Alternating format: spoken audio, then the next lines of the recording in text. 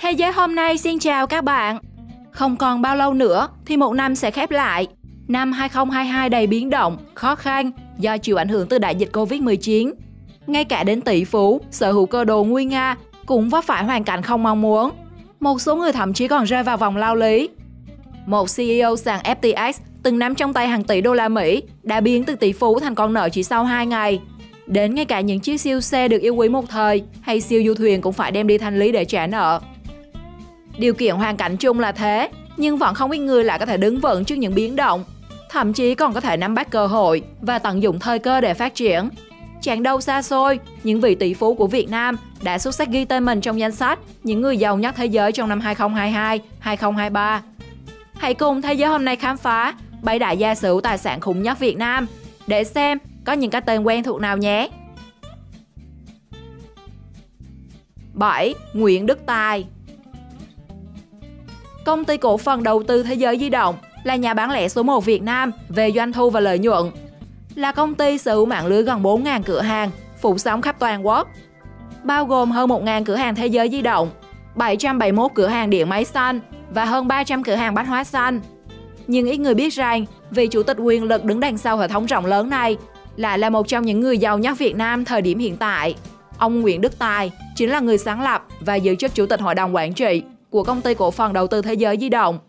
Thương hiệu của ông chiếm 50% thị phần của cả nước về ngành hàng di động, một con số khổng lồ trong thị trường đa dạng các thương hiệu. Tổng tài sản của ông được thống kê chính thức là 3.260,88 tỷ đồng. Mặc dù là chủ tịch của hệ thống các chuỗi cửa hàng hùng mạnh, nhưng ông Tài lại có lối sống đơn giản, kiến tiến và không hề phô trương. Người ta chỉ biết vợ ông là bà Nguyễn Thị Thu Hiền và bà cũng có cổ phiếu trong Thế giới di động. 6. Trần Bá Dương. Doanh nhân Trần Bá Dương được biết đến là nhà sáng lập và cũng là người nắm giữ chức chủ tịch hội đồng quản trị công ty cổ phần tập đoàn Trường Hải, hay có tên gọi khác là công ty Thaco vào năm 1997. Chưa dừng lại ở đó, ông còn được biết đến là tổng giám đốc công ty cổ phần đầu tư địa ốc Đại Quang Minh. Vào năm 2018, ông Dương được Forbes, một tạp chí có bảng xếp hạng tỷ phú uy tín nhất thế giới, công nhận sở hữu khối tài sản là 1,76 tỷ đô. Theo thông tin của Forbes, đến năm 2016 thì Thaco trở thành công ty ô tô lớn nhất của Việt Nam và chiếm 32% thị phần ô tô. Đến năm 2021, ông Dương được công nhận là một trong 6 tỷ phú đô la của Việt Nam, khi sở hữu khối tài sản lên đến 1,6 tỷ đô, một con số đếm mãi vẫn chưa hết số 0. Tỷ phú Trần Bá Dương chính là người đầu tiên tại Việt Nam sản xuất xe du lịch. Từ những dòng xe đầu tiên là Kia, Thaco, Kiên Long, ông đã đưa công ty Thaco trở thành doanh nghiệp tư nhân đầu tiên với 100% vốn trong nước sản xuất và lắp ráp xe du lịch. Không dừng lại ở đó, ông là một trong những người đã có công rất lớn, giúp ngành sản xuất ô tô Việt Nam vươn tầm thế giới. Sự thành lập của công ty Thaco như một dấu mốc cho sự phát triển công nghệ sản xuất và lắp ráp ô tô.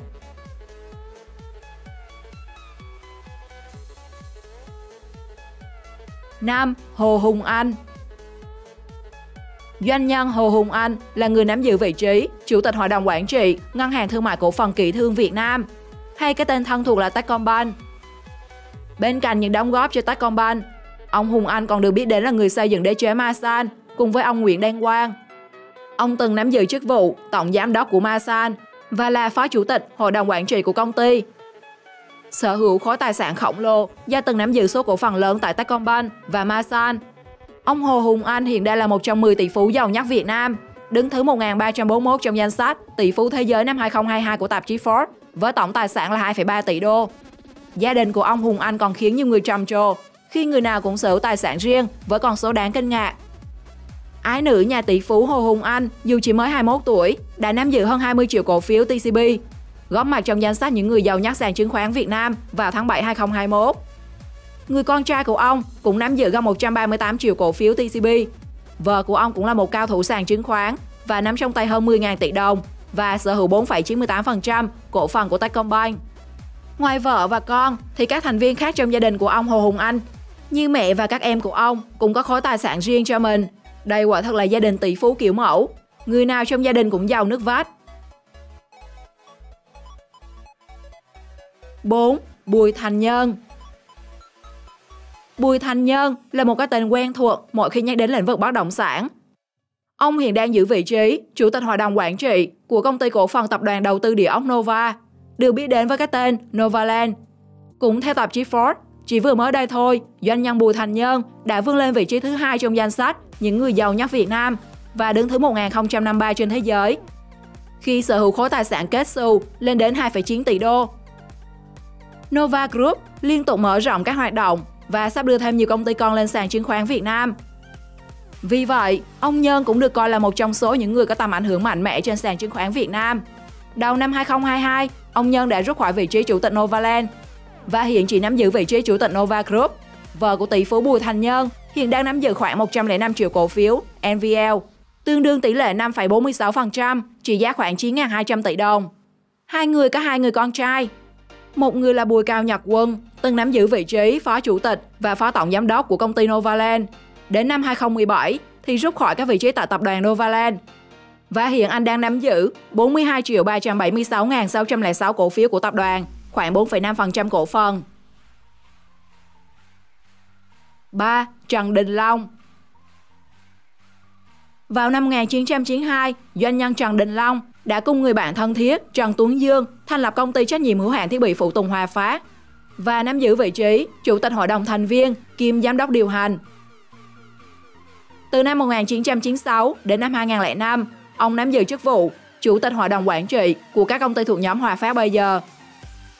Đến năm 2007, tập đoàn Hòa Phát ra đời và ông Long nắm giữ chức vụ chủ tịch hội đồng quản trị công ty cổ phần tập đoàn Hòa Phát. Kể từ đó, nhờ vào tài lãnh đạo tài ba của ông mà tập đoàn Hòa Phát có những bước tiến vô cùng vững chắc, như đạt doanh thu 38.900 tỷ đồng, gây được lợi nhuận 10.350 tỷ đồng chỉ trong 9 tháng của năm 2021. Tính đến năm 2020, ông Long từng lọt vào top 3 người giàu nhất Việt Nam với khối tài sản lên tới 2,2 tỷ đô. Nhưng đến tháng 11 năm nay, ông Long đã rời khỏi danh sách các tỷ phú đô la Mỹ sau biến động bốc hơi hơn 2,2 tỷ đô của tập đoàn Hòa Phát.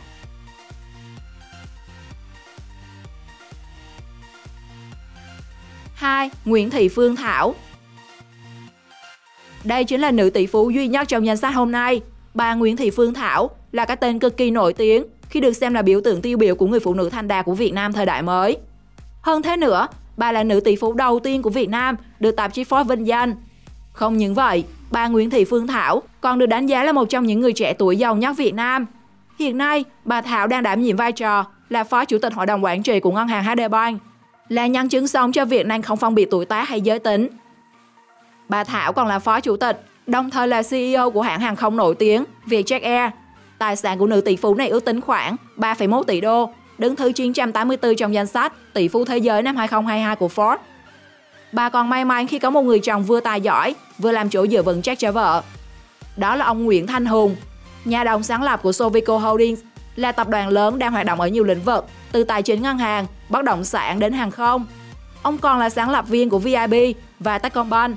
Cặp vợ chồng quyền lực này khiến nhiều người phải ngưỡng mộ và kính nể bởi tài năng cũng như tài sản của mình.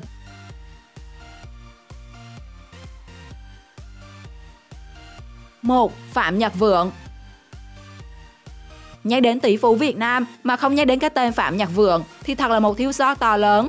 Ông chính là người giàu nhất Việt Nam và đang nắm giữ chức vụ chủ tịch hội đồng quản trị của tập đoàn Vingroup, một tập đoàn đa lĩnh vực sở hữu vô số các thương hiệu nổi tiếng.